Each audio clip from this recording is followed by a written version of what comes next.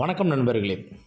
நீங்கள் பெங்களூர் ஏர்போர்ட்லேருந்து ஃப்ளைட்டில் ட்ராவல் பண்ண போகிறீங்கன்னா இந்த வீடியோ உங்களுக்கு முக்கியமானதாக இருக்கும். ஏன்னா இந்த வீடியோவில் எல்லா விஷயமும் நம்ம டிஸ்கஸ் பண்ண போகிறோம். என்னென்னு பார்த்தீங்கன்னா, ஏர்போர்ட்டுக்குள்ளே எப்படி போகணும், செக்இன் கவுண்டர் எங்கே இருக்குது, செக்இன் கவுண்டரில் செக்இன் எப்படி பண்ணணும், எஸ்ஹெச் எப்படி கிளியர் பண்ணணும், உங்கள் ஃப்ளைட்டு எப்படி ஏறுவது, இது போல் எல்லா விஷயமும் இந்த வீடியோவில் நம்ம பார்க்க போகிறோம். அதுக்கு முன்னாடி நம்ம சேனலில் மறக்காமல் சப்ஸ்கிரைப் பண்ணிவிடுங்க. நம்ம சேனலில் ஃப்ளைட் சம்மந்தமான எல்லா வீடியோவுமே அப்லோட் செஞ்சுருக்கோம். வாங்க வீடியோக்குள்ளே போகலாம்.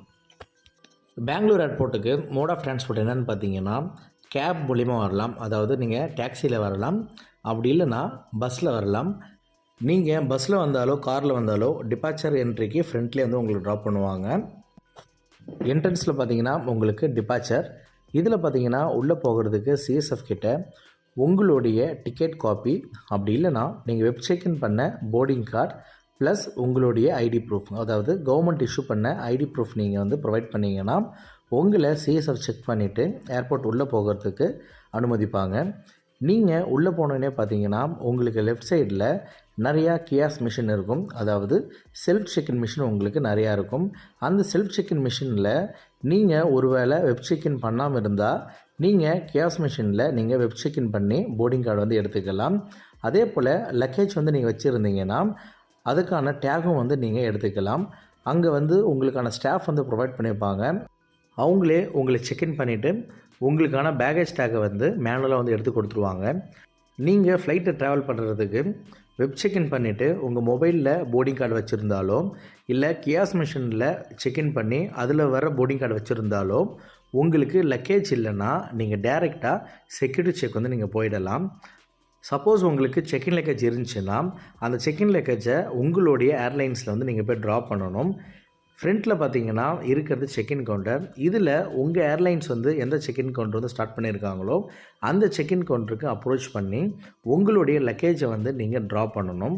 ட்ராப் பண்ணிவிட்டு அதுக்கப்புறமா பார்த்தீங்கன்னா நீங்கள் செக்யூரிட்டி செக் வந்து நீங்கள் போகிற மாதிரி இருக்கும். பெங்களூர் ஏர்போர்ட்டில் ஃபஸ்ட் ஃப்ளோரில் வந்து உங்களுக்கு செக்யூரிட்டி செக் இருக்கும். செக்யூரிட்டி செக்கில் நீங்கள் செக் பண்ணுறதுக்கு முன்னாடி சிஎஸ்எஃப் இருப்பாங்க. அவங்களும் உங்களுடைய போர்டிங் கார்டை வந்து செக் பண்ணிவிட்டு சென்ட் பண்ணுவாங்க. அதுக்கப்புறம் நீங்கள் என்ன பண்ணணும்னா ஒரு ட்ரேயில் உங்களுடைய ஹேண்ட் லக்கேஜை தனியாக வைக்கணும். அடுத்தது நீங்கள் ஏதாவது எலக்ட்ரானிக் குட்ஸ் வந்து கொண்டு போயிருந்தீங்கன்னா அதையும் நீங்கள் தனியாக வந்து வைக்கிற மாதிரி இருக்கும். உதாரணமாக laptop, power bank, mobile phone, chargers, இது போல் ஐட்டங்களை வந்து நீங்கள் தனியாக வந்து ஒரு ட்ரேயில் வச்சு நீங்கள் சென்ட் பண்ணுற மாதிரி இருக்கும். அடுத்தது பேகேஜை ஸ்க்ரீன் பண்ணுற பிறகு உங்களையும் வந்து செக் பண்ணுவாங்க. உங்கள்கிட்டையும் லக்கேஜ்லேயும் எந்த ஒரு இஷ்யூ இல்லாத பட்சத்தில் உங்களை வந்து மேற்கொண்டு ஃபர்தராக வந்து போக வந்து சிஎஸ்எஃப் ஸ்டாஃப் வந்து அனுமதிப்பாங்க. அடுத்தது நீங்கள் என்ன பண்ணணும்னா உங்களுடைய போர்டிங் கார்டில் கேட் நம்பர் அப்படின்னு சொல்லிட்டு இருக்கும். எந்த கேட் நம்பர் கொடுத்துருக்காங்களோ அந்த கேட் நம்பரில் போய்ட்டு நீங்கள் வெயிட் பண்ணுற மாதிரி இருக்கும். இந்த போர்டிங் கேட் எங்கே இருக்கும் பார்த்தீங்கன்னா ஃபஸ்ட்டு ஃப்ளோர்லேயும் இருக்கும், கிரவுண்ட் ஃப்ளோர்லேயும் இருக்கும். ஃபஸ்ட் ஃப்ளோரில் உங்களுடைய கேட் நம்பர் இருந்துச்சுன்னா நீங்கள் ஏரோ பிரிட்ஜ் மூலியமாக கனெக்ட் பண்ணி நீங்கள் ஃப்ளைட் வந்து நீங்கள் போவீங்க. சப்போஸ் உங்களுடைய கேட் நம்பர் வந்து கிரவுண்ட் ஃப்ளோரில் இருந்துச்சுன்னா கிரவுண்ட் ஃப்ளோரில் இதுக்காக உங்களுக்கு ஒரு கோச் வந்து ப்ரொவைட் பண்ணுவாங்க. கோச்ன்றது பஸ்ஸு. அந்த பஸ்ஸில் ஏறி உங்களுக்கான ஃப்ளைட் வந்து ஒரு இடத்துல நிற்கும். அந்த ஃப்ளைட்டுக்கு இந்த கோச் வந்து கொண்டு போயிட்டு அங்கேருந்து நீங்கள் போட் பண்ணுற மாதிரி இருக்கும். அது மட்டும் இல்லாமல் உங்களுடைய கேட் நம்பரில் நீங்கள் வெயிட் பண்ணுறது ரொம்ப ரொம்ப அவசியமானது. ஏன்னு பார்த்தீங்கன்னா போர்டிங் கேட் வந்து 25 நிமிஷத்துக்கு முன்னாடியே க்ளோஸ் பண்ணிடுவாங்க. உதாரணமாக உங்களோட ஃப்ளைட் டிபார்ச்சர் வந்து 11 o'clockனா 10:35 உங்களுடைய போர்டிங்க்கு வந்து க்ளோஸ் பண்ணிவிடுவாங்க. அதுக்கப்புறம் நீங்கள் அங்கே போனாலும் உங்களை அக்செப்ட் பண்ண மாட்டாங்க. அதே போல் உங்களோட லக்கேஜையும் உங்களுக்கு ஃப்ளைட்டில் வந்து அக்செப்ட் பண்ண மாட்டாங்க. அதனால் உங்களுடைய போர்டிங் கேட்டில் நீங்கள் வெயிட் பண்ணுறது ரொம்ப ரொம்ப முக்கியமானது. உங்களுக்கு நிறைய டைம் இருந்துச்சுன்னா, அதாவது நீங்கள் முன்னாடியே நீங்கள் ஏர்போர்ட் போயிட்டீங்கன்னா நீங்கள் பெங்களூர் ஏர்போர்ட்டில் சுற்றி பார்க்குறதுக்கு நிறைய இடம் இருக்குது. உதாரணமாக லான்ச் இருக்குது, பார் இருக்குது, ஃபுட் கோர்ட் இருக்குது. நீங்கள் இங்கே டைம் ஸ்பெண்ட் பண்ணுறது உங்களுக்கு நிறைய இடம் இருக்குது. எல்லாத்தையும் சுற்றி பார்த்துட்டு கரெக்டாக உங்களோட கேட் நம்பர்லேருந்து உட்காந்துருங்க. அடுத்தது உங்களுடைய டிபார்ச்சர் டைம் வந்த உடனே உங்களுக்கு போர்டிங் அனௌன்ஸ் பண்ணுவாங்க.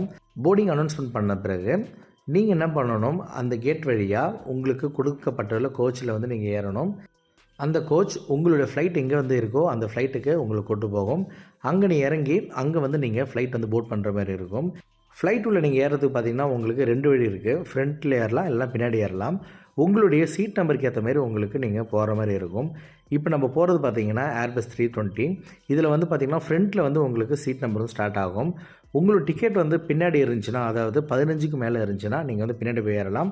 அப்படி இல்லைனா நீங்கள் ஃப்ரண்ட்டில் வந்து ஏறலாம். என்னோடய சீட் நம்பர் பார்த்தீங்கன்னா 30 ரோவில் இருக்குது, அதாவது கடைசி சீட்டு. அதனால் நான் போய் பின்னால் வந்து நான் போர்ட் பண்ண போகிறேன். இங்கேயும் பார்த்தீங்கன்னா உங்கள் ஃப்ளைட் உள்ள அப்படியே விட்டுற மாட்டாங்க. அங்கே ஒரு செக்யூரிட்டி ஸ்டாஃப் இருப்பாங்க. அந்த செக்யூரிட்டி ஸ்டாஃபில் போர்டிங் கார்டு வந்து செக் பண்ணுவாங்க. செக் பண்ண பிறகு தான் உங்களை ஃப்ளைட்டில் ஏறுறதுக்கு அனுமதிப்பாங்க. நீங்கள் ஃப்ளைட் உள்ள போனதுக்கப்புறம் என்ன பண்ணணும்னா, உங்களுடைய ஹேண்ட் லக்கேஜை மேலே வந்து ஓவர் பின்னில் வச்சுட்டு உங்களுடைய சீட் நம்பரில் நீங்கள் போய் உட்காரணும். சீட் நம்பர் பார்த்தீங்கன்னா உங்களுக்கு 2 சைடில் இருக்கும். லெஃப்ட்டில் உங்களுக்கு பிரிண்ட் ஆகிருக்கும், ரைட்லேயும் வந்து உங்களுக்கு பிரிண்ட் ஆகிருக்கும். ஏபிசின்னு உங்களுக்கு ஸ்டார்ட் ஆகும். இது ஏர்பஸ் 320ன்றதுனால சீட் நம்பர் ஏவும் சீட் நம்பர் எஃப்பும் பார்த்தீங்கன்னா உங்களுக்கு விண்டோ சீட்டாக இருக்கும். ஃபஸ்ட் டைம் ஃப்ளைட்டில் ட்ராவல் பண்ணுறவங்க விண்டோ சீட்டில் வந்து ட்ராவல் பண்ணணும்னு நினைப்பாங்க.